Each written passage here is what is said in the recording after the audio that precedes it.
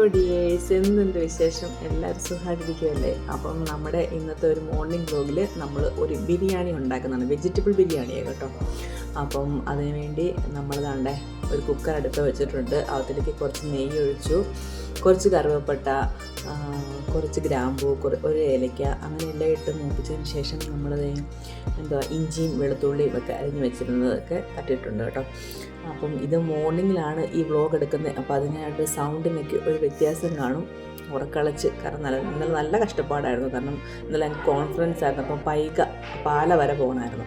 അപ്പം അത് പോയിട്ടൊക്കെ വന്നതിൻ്റെ നല്ല ക്ഷീണമുണ്ട്. വന്നതിന് ശേഷം ഭവ്യക്ക് സ്കിന്നിൽ കാണിക്കാൻ പോകണമായിരുന്നു. അപ്പോൾ അതിന് വേണ്ടി ചങ്ങനാശ്ശേരി പോയി. അങ്ങനെ ഇന്ന് ഫുൾ അലച്ചതായിരുന്നു. അപ്പോൾ അതിൻ്റെ ഒരു ക്ഷീണം ഇന്ന് രാവിലെ എണീറ്റതിന് ശേഷം ഉണ്ട് കേട്ടോ. അപ്പം പിന്നെ നമ്മളത് മൂപ്പിച്ചതിന് ശേഷം കുറച്ച് നമ്മൾ സബോള ഇട്ട് കൊടുക്കണം. സബോള നന്നായിട്ട് വഴറ്റണം.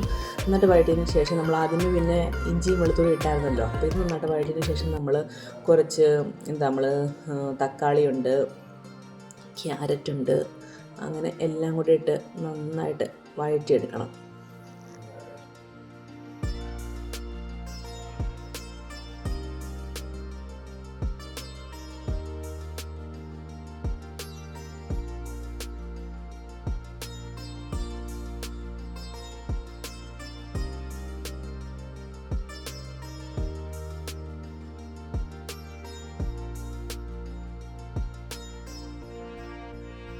അപ്പോൾ ഇത് വെജ് ബിരിയാണി ആയതുകൊണ്ട് നമ്മൾ അത്യാവശ്യം പച്ചക്കറി എല്ലാം അതിനകത്ത് തട്ടുന്നുണ്ട് കേട്ടോ. കാരണം ബീൻസും ക്യാരറ്റും പിന്നെന്തുമായിരുന്നു, ഞാൻ കിഴങ്ങിട്ടില്ലായിരുന്നു. കിഴങ്ങും കൂടി ഇടേണ്ടതായിരുന്നു. പിന്നെ ആലോചിച്ച് കിഴങ്ങിട്ടിരുന്നെങ്കിൽ ഒരു അളിഞ്ഞ പോലെ ആ ഒരു രീതി വരുമെന്ന് എനിക്കറിയത്തില്ലായിരുന്നു. പക്ഷേ ഈ പ്രാവശ്യം ഞാൻ ചോറ് സെപ്പറേറ്റാണ് വേവിച്ചെടുത്ത കേട്ടോ. അതുകൊണ്ട് കുറച്ചുകൂടെ നല്ലതായിരുന്നു എനിക്ക് തോന്നുന്നു. ഒന്നിച്ചിട്ട് വേവിച്ച് ചില സമയത്ത് കുക്കറിനകത്താണ്ട് ചിലപ്പം കുറച്ച് അടി പിടിച്ച് നിൽക്കുക. അത് ചിലപ്പം വെള്ളത്തിൻ്റെ ഒരു പ്രശ്നം കൊണ്ടായിരിക്കാം.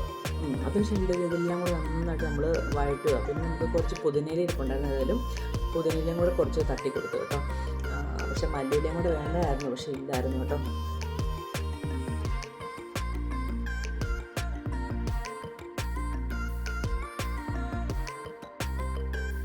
ഞാൻ ഇതിനകത്തിരുന്ന മസാല എന്ന് പറഞ്ഞാൽ കുറച്ച് വെജിറ്റബിൾ മസാല ഇടുന്നുണ്ട്. അത് വെജിറ്റബിൾ കറി വെക്കുന്നതിൻ്റെ മസാല ഉണ്ടല്ലോ, അത് കുറച്ചിടുന്നുണ്ട്. പിന്നെ കുറച്ച് മുളക് പൊടി, കുറച്ച് നമ്മുടെ ഗരം മസാല, കുറച്ച് നമ്മുടെ മുളക് പൊടി കേട്ടോ. ഇത്രയും സംഭവം ഇടുന്നുള്ളൂ. ഇത് കുറച്ച് സ്പൈസി ആയിട്ടിരുന്നുണ്ടെങ്കിൽ പിന്നെ ഇവർക്ക് ഒട്ടും ഇഷ്ടപ്പെടത്തില്ല. ഇതൊക്കെ മുളക് പൊടിയാണ് ഇടുന്നത്. അങ്ങനെ കുറച്ച് അതെല്ലാം കൂടി ഇട്ടിട്ട് നന്നായിട്ട് നമ്മൾ മിക്സ് ചെയ്യുക. അതിൻ്റെ ആ ഒരു പച്ചച്ചുവ മാറുന്നിടം വരെ കുറച്ച് മഞ്ഞൾപ്പൊടിയും കൂടി ഇടണം, എന്നാലേ കളറ് കിട്ടത്തുള്ളൂ.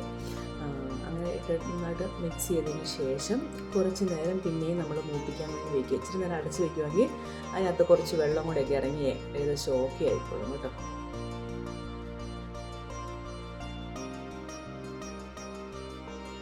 അതിൻ്റെ ഇടയ്ക്ക് ഞാൻ കുറച്ച് നെയ്യും കൂടെ ഒഴിച്ച് കൊടുക്കുന്നുണ്ട്. കാരണം അത് പൊടി ഇട്ടപ്പോഴത്തേക്ക് കുറച്ച് ഡ്രൈ ആയി. അപ്പോൾ കുറച്ച് നെയ്യ്, അങ്ങനെ കുറച്ച് നെയ്യുടെ മണം കൂടി ഇല്ലെങ്കിൽ പിന്നെ ബിരിയാണി ഇവർക്ക് കഴിക്കാൻ വലിയ താല്പര്യം കാണത്തില്ല കേട്ടോ.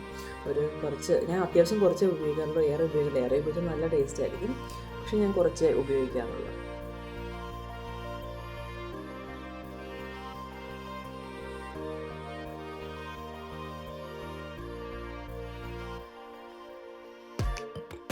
ബിരിയാണി വെക്കുമ്പോൾ സാധാരണ എല്ലാവരും ഈ അണ്ടിപ്പരിപ്പൊക്കെ വറുത്താണ് ചേർക്കുന്നത്. പക്ഷേ നമുക്കിവിടെ വറക്കുന്നതിനേക്കാൾ ഇവർക്ക് ഇഷ്ടം ഇതുപോലെ പച്ചക്കിട്ടിട്ട് ഇതിനകത്ത് കിടന്ന് വേവുന്ന ആ ഒരു ടേസ്റ്റാണ് ഇഷ്ടം കേട്ടോ.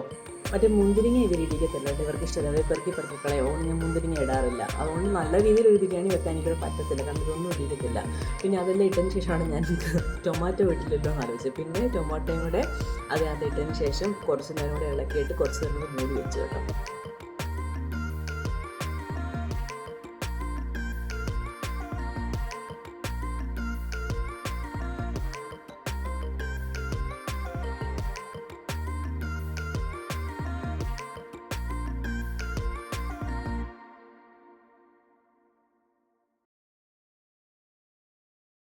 ആദ്യം തക്കാളി ഇടാഞ്ഞതിൻ്റെയാണ് ഇപ്പോൾ ഞാൻ കാണിക്കുന്ന മുഴുവൻ കുത്തി ഉടയ്ക്കാൻ നോക്കുക. കാരണം മറ്റേതെല്ലാം ഓൾറെഡി നന്നായിട്ട് വെന്ത് വഴണ്ട് കേട്ടോ. പക്ഷേ ഇത് തക്കാളി ഇട്ടപ്പോഴത്തേക്ക് പിന്നെ കുറച്ച് സമയം എടുക്കുമല്ലോ, അതുകൊണ്ട് ഞാൻ കുറച്ച് സമയം മൂടി വെച്ചു.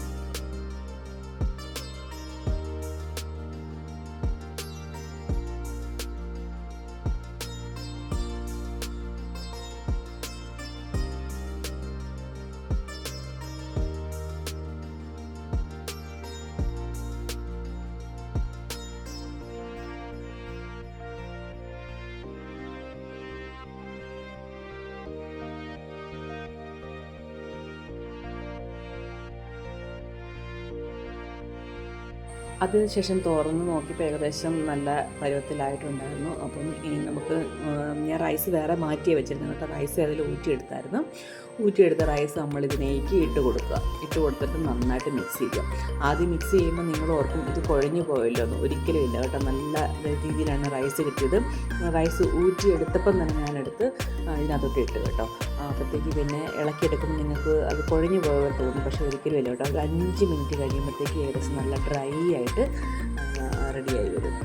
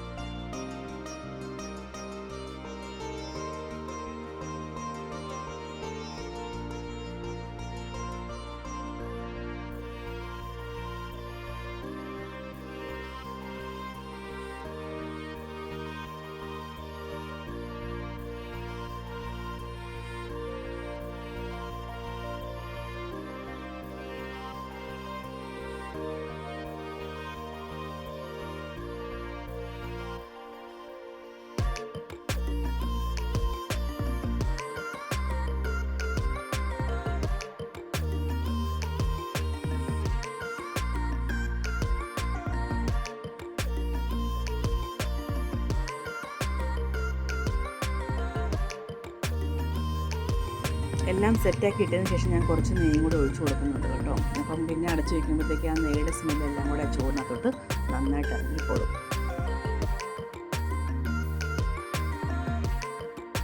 അപ്പം എന്താ നമ്മുടെ വെജിറ്റബിൾ ബിരിയാണി റെഡിയായി കേട്ടോ. ഇനിയിപ്പോൾ ഞാനത് പിള്ളേർക്ക് വേണ്ടി എല്ലാം എടുക്കുമായിരുന്നു.